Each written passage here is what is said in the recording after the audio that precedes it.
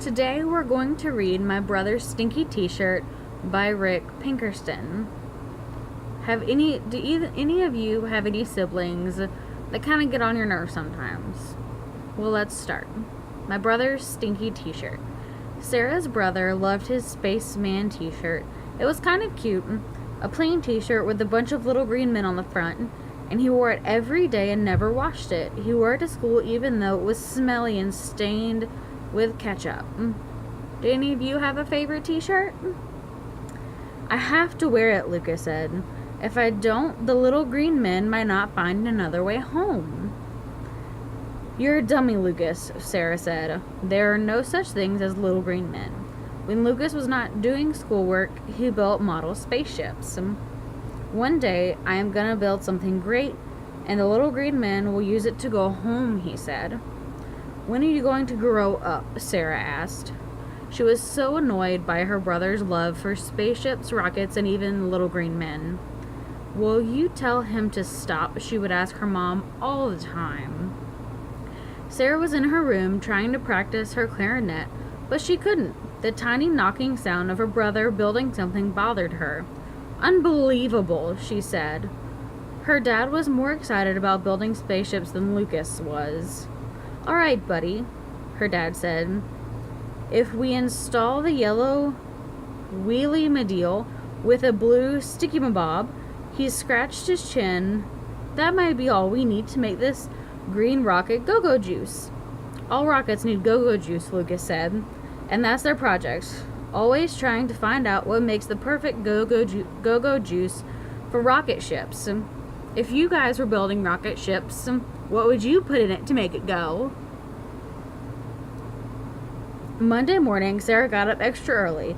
She decided she was going to get rid of the little green man's shirt for the last time. She came out of her room and tippy-toed to her brother's bedroom. She looked down at her feet and her brother's dog, Sal. If I opened his door, Sal would run in and wake him up, she thought. Come on, buddy. She walked to the back door and let Sal outside. Sal was a good dog. He would go outside and sniff around the yard for at least 5 minutes to find the best spot to do his business. That will be plenty of time, Sarah thought. I had better hurry, too, because he will start barking at the door if I take too long. She didn't want that. Sal barking at the door would wake up everyone in the house. She creeped up to his door and turned the knob without making a sound. She opened it even slower to avoid the door squeaking and stepped into the room. Lucas's room was filthy. He didn't even call it a room. It was his junk-filled laboratory. Plastic pieces from his toy sets, some in boxes, and other toys all over the floor. And right on the chair by his desk laid his little green man T-shirt.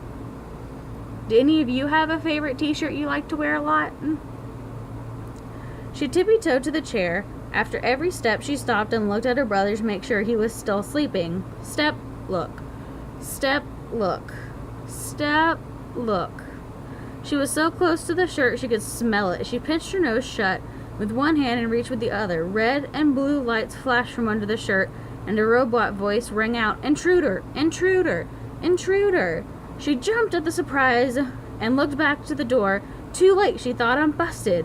Sal began barking from beneath the bedroom window, and Lucas jumped to his feet. He ran to the chair and snatched the shirt. What are you doing? Nothing. She bit her lip and looked at the empty chair. I was going to wash your shirt for you. It doesn't need to be washed. Yes, it does. It stinks, she said. And when did the alarm come from? None of your business, he said. Get out. Not until you tell me about that alarm, she said.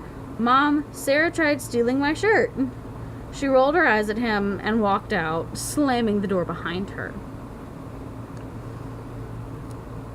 That night, while Lucas was in the shower, she saw her chance. She went into the room, and the shirt was not on the chair. He hid it, she said, but I'll find it. She looked in the closet, and it wasn't there. She looked in all his drawers, but it wasn't there either. She kneeled and started looking under the bed when she heard the doorknob turning. Sarah threw herself on the floor and rolled under his bed as fast as she could. Lucas, bare feet, walked toward the dresser.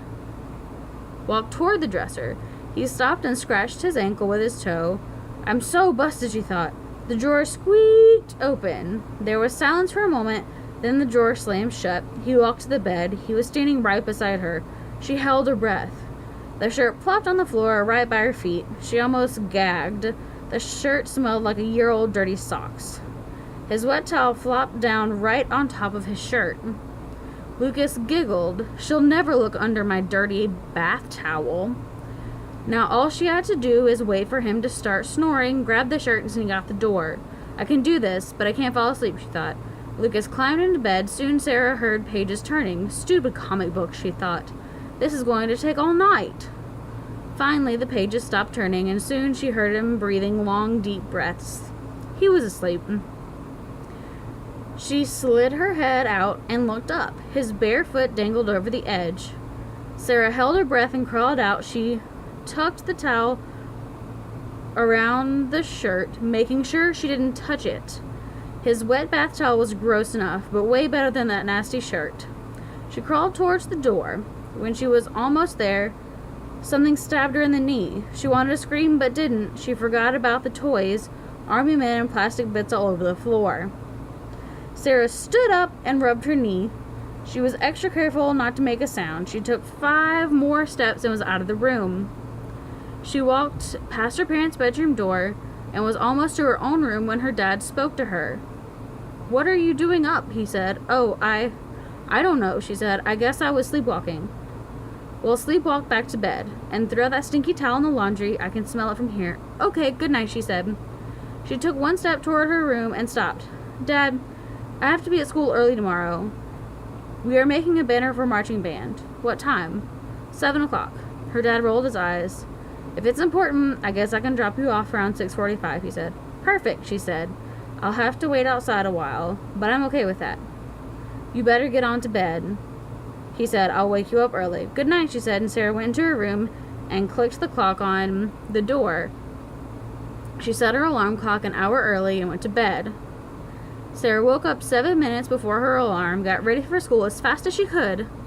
Looking at her backpack and her clarinet case, she laid the spaceman t-shirt in the clarinet case. I'll clean it before band practice, she said. Closed the case. When she opened her bedroom door, the smell of baking muffins made her stomach rumble. Oh, good, you're ready, her dad said as he walked into the kitchen. Do you want to eat something? Don't we have to leave soon? Her dad looked at the clock on the coffee machine. I guess so. Take something with you. You can eat them while you wait. She placed 2 warm muffins in a sandwich bag and packed them into her backpack. She put them right on top where they wouldn't get crushed, and the 2 of them left the house. The car turned toward the school. Right here is good, Sarah said. We are going to the back door. The brake squeaked on her dad, stopped the car. You don't have to lie, I get it, he said. Get what? You don't want your friends to see me. That's not it at all, she said. She leaned over and kissed him on the cheek. Thanks, Daddy. As the car rumbled down the street, she waved goodbye and went to school. Don't you love it when your parents get to drop you off at school instead of having to ride the bus? The school looked a lot different without kids roaming up and down the halls. There was a waxy, oily, smelly, floaty thing on the air. She walked toward the band room, her shoes clipping against the floor as loud as a horse walking down the hall. You're awfully early, a voice said. She turned around, startled. Oh! She caught her breath. Hi, Dr. Piscina. I'm so busted, Sarah thought. Why are you here so early? I was hoping to practice my students aren't allowed inside until 7:45, she said. The weather's nice. Why don't you practice outside? Can I put my clarinet in the band room and then wait outside? I can read or something. You may, she said. I'll see you later. Sarah hurried down the hall. She went to the band room, put the clarinet case on the shelf. I'll deal with you later, she whispered. Sarah sat on the stairs and ate her apple crumble muffins. About halfway through the second muffin, she realized she had nothing to drink, and her mouth was so dry she could hardly swallow. Ugh, how much longer until I can go in? Dr. Piscina opened the door and propped it open. You may come in now, Sarah, she said. Sarah heard brakes squeak and a big gush of air. She looked up and saw a school bus come to a stop. Sarah could see her brother looking out the window. He was so angry that he looked like one of those squishy-faced puppies. He was stuck behind a line of kids at every other window. He looked out at her. The look on his face turned squishier until he jumped off the bus and ran at her. "What are you doing?" she asked. He didn't answer. He only ran at her with the look of a red-faced squishy puppy on his face. He leaped at her, but she stepped to the side and he missed. He laid on the ground holding a lump in his head. "Where is it?" "Where's what?" "My shirt you stole, with a little green man inside. Mom might have washed it, I don't know." "You don't get it," he gasped to catch his breath. "The little green men are alive." "You're nuts," she rolled her eyes. "I don't have your stupid shirt." He stood up and dusted his knees. "If they get loose in the school, who knows what might happen." "Ridiculous," she said. "Fine. I have your stupid shirt. It's in the band room." Lucas grabbed her by the hand and yanked her through the door. "Slow down," she said. "I need a drink. What's so important?" He shook his head at her. "The whole world is in danger." Sarah pointed to her head and made a cuckoo motion with her hand. She ended it by pointing at his face. "You'll see," he said.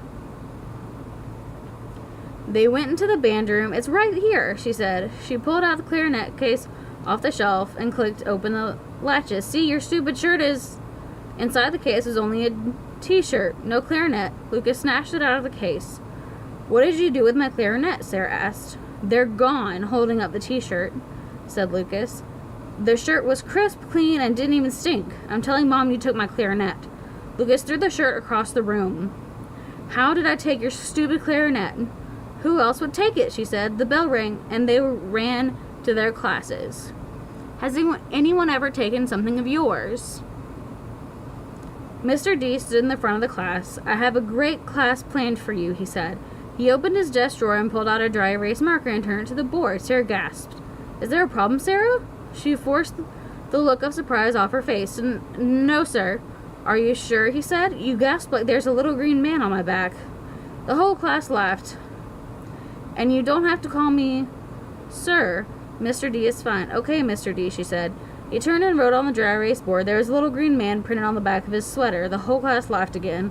Mr. D turned to the class. "Are we sure everything is okay?" The kids only looked up at him, smiling. It was a big joke that Mr. D had alien ironed onto his shirt. "May I continue?" He turned to the board. This time the little green man was no longer on his sweater, and all the kids looked at each other. "So, class, do your math," Mr. D said.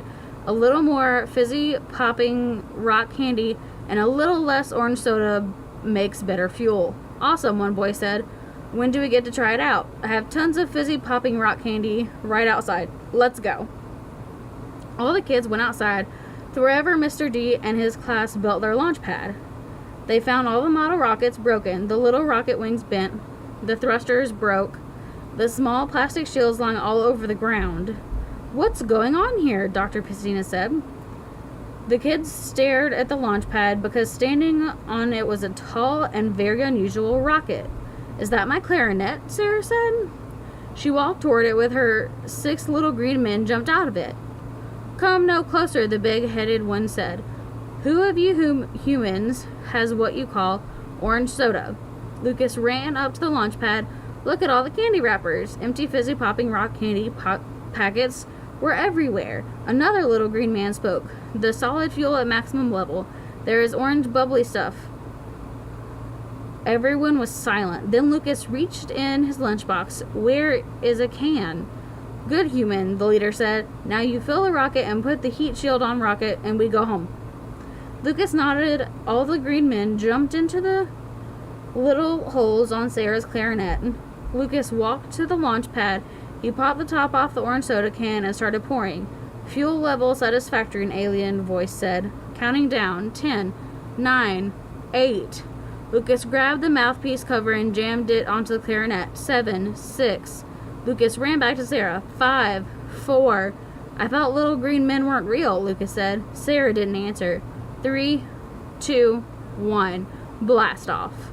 There was a rumbling noise and the rocket clarinet started shaking and everyone stepped back. The rocket launched into the sky, sprayed orange foam all over everyone. Sarah screamed, "Oh, my hair!" A little bit of the orange foam got into one boy's mouth. "Orange rocket foam tastes amazing," he shouted. Then all the kids and teachers opened their mouths and let the orange rocket foam fall in. The rocket disappeared into the sky, but the orange rocket foam didn't stop falling. School closed for 3 days. Children, teachers, and even parents came to try to catch a taste of the orange rocket foam.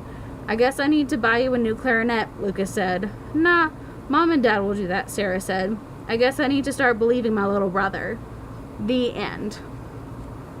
So have any of you ever had somebody not believe you and it end up being true? How does that feel? Do you identify with any of the characters in this story? Do you feel like you might be Lucas or Sarah? I hope you all like this story, and let's review it in whole and see what you guys thought.